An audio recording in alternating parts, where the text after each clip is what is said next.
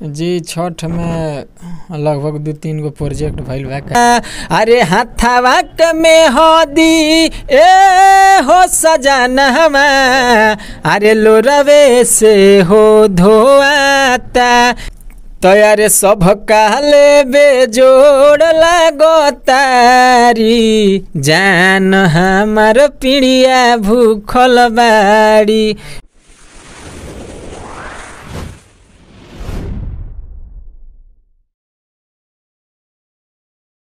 Hello दोस्तों, एक बार फिर से स्वागत है हमारे चैनल पे। और बहुत ही ज़्यादा मतलब जानते हैं छठ में बहुत सारे सिंगर एक दूसरे को मतलब कंपैरिजन में गाना निकाले रहते हैं, हमारा गाना चले हमारा गाना चले। ठीक है, तो हम पहुंच चुके हैं रंजन भैया के साथ और बताते हैं कि इनका गाना छठ में कौन सा आया है, चाहे आने वाला है और कौन सा गाना सबसे ज़्यादा चल रहा है। तो स्वागत है हमारे चैनल पर।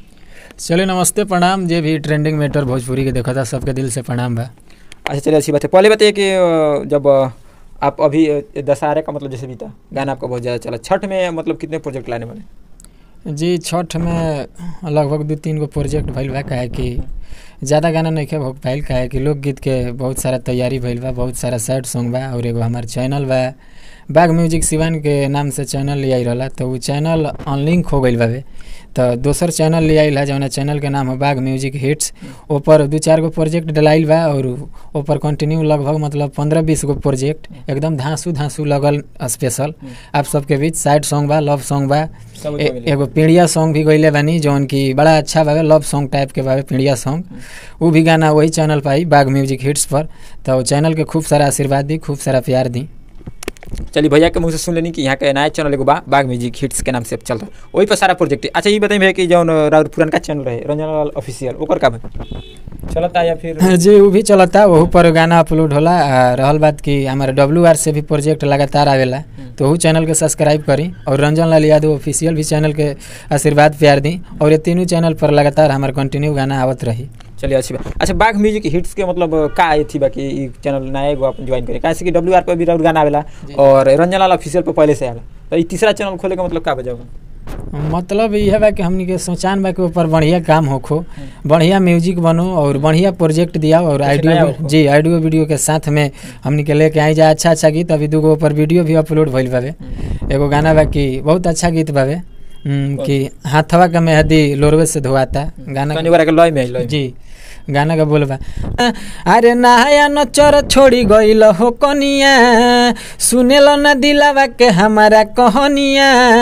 अरे बिरह के तावा प ए हो बलमुआ, बिरह के तावा प ए हो बलमुआ, हमरो करे जा छेमकाता। अरे हाथावा के मेहदी ए हो सजनवा, अरे लोरवे से हो धोआता। अच्छा, और जहाँ तक हम जानता नहीं भैया के साथ से ही पहले का सिंगार रस के गाना सही बाकी ना भैया? जी नहीं, बहुत पहले भइल बा पर इतना अच्छा नहीं खे भइल और उम्मीद बा कि और साफ सुथरा मैटर होखो एगो और हमारा अच्छा बहुत बढ़िया प्रोजेक्ट आवे वाला बा, 1-2 दिन में रिलीज हो जाई चैनल से बाग म्यूजिक हिट्स पर, जौन की पीड़िया सॉन्ग बा। और जितना भी हमारा मतलब हमारा उम्र के भाई लोग बा सबके अच्छा लगे वो गाना के थोड़ा बोल बा सुना देते नहीं हम, क्या कि हमारे तो गाना ढेरे चोरी हो जाला, बाकी फिर भी पहले ही बोल देते नहीं, फिर भी बोल देता नहीं, क्या दिक्कत बाबे। एगो तो यारे सब काले बेजोड़ लगो तारी, जान हमार पिड़िया भूखल बाड़ी।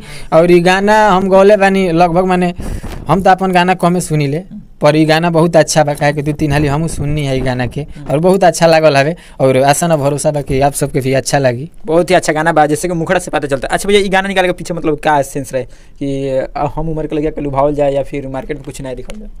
ना देखिए आजकल जौन चलता ओकरा के कइल जाई तो अच्छा बात, ठीक ना। और मार्केट के हिसाब से हमनी के गाई ले जाए और जेंगा मोमेंट मिलेला वहाँ आदमी काम करेला।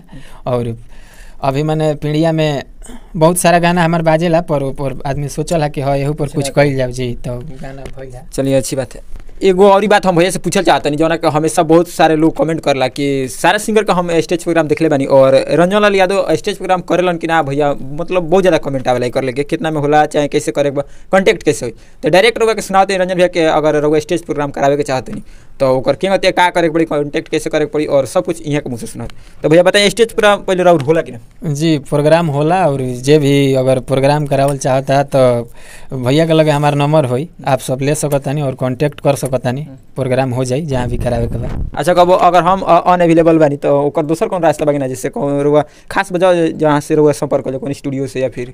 जी बहुत सारा बावे, बाग म्यूजिक हिट्स बावे, ऊपर आप सब देखें हमारा नंबर बावे, नीचे डिस्क्रिप्शन हाँ डिस्क्रिप्शन में लिंक बा में हमारा नंबर बावे, आप सब वजह जाके हमारा नंबर ले सकतानी या कंपनी मालिक से भी बात कर सकतानी, हमारा नंबर मिल जाई, आप सब कांटेक्ट कर सकतानी।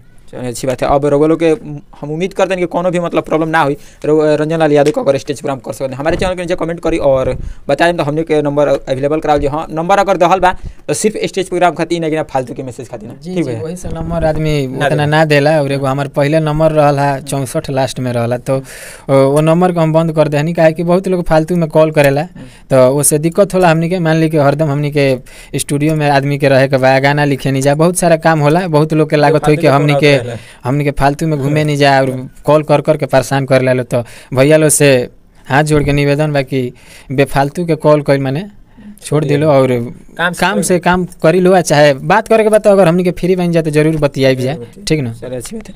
अच्छा भैया कुछ अनुमान बता सकते हैं कि ना पब्लिक के मतलब कुछ रेंज बता सकते हैं कि ना का प्रोग्राम के बारे में कि वो मतलब प्राइवेट? जी प्रोग्राम बारे लगभग मान ली कि एथी के हिसाब से रहेला, टीम के हिसाब से रहेला, और ज़्यादा लगन उगन रहेला तो तनी बढ़ जाला, ठीक ना? अच्छा एगो बात बताइए, टीम के हम साइड करते नहीं, अगर खाली रहो एंट्री मारे के रही तो कुछ एकरा बारे में क्या कह सकते नहीं? एंट्री मारे के एंट्री मतलब बहुत सारे सिंगर आवत रहन कोनो जगह पर, ओइ पर और खाली एंट्री मतलब सिर्फ देह लेके जाए के बा जी, ओकरा खातिर वो बड़ा बात बना वो बड़ा हो जाई।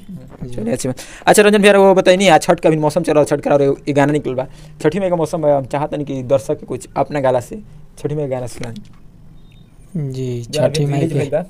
छठी माई के गीत एगो भइल बा, बाकी उतना हमारा याद नहीं है, काहे कि इतना कुल प्रोजेक्ट हमनी के लगन के फेर में बानी जा, ठीक ना? कि लगन में कुछ गाना जी लगन में कुछ गाना बजवावल जाओ और भरोसा बा कि पब्लिक के अच्छा लगी, और मेहनत चलता, कई गो म्यूजिक भी बन गई बा, कई गो रिकॉर्डिंग गाना होके रखल बा। गाना के थोड़ा सा हम बोल सुना देता नहीं, गाना बावे तो यारे सब कोई चल गइल घाटे, अरे दौरा उठाली अपना माथे।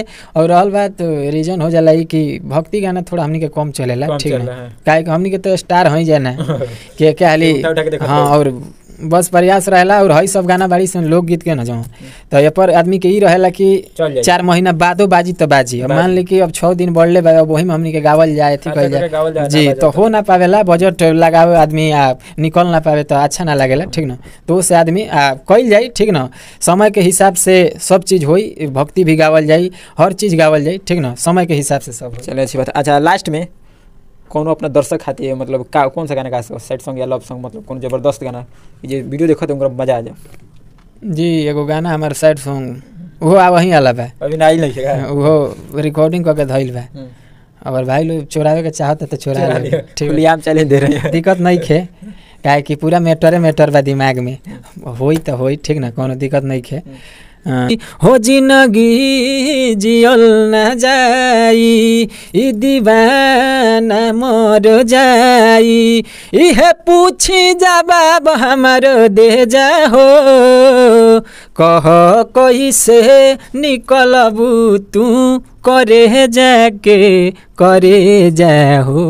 क्या जबरदस्त लाइन बा, और गाना का जे भी लिख रहे जबरदस्त, और भैया की आवाज़ से बहुत ही ज़्यादा सजल बा गाना। और आप सबको बता दी कि हमारे गुरु तुल्य कमलेश देहाती जी के लिखल गाना हो, ठीक ना? वही का हम गौले बानी, और भरोसा बा कि आप सब खूब सारा प्यार दें, आशीर्वाद दें।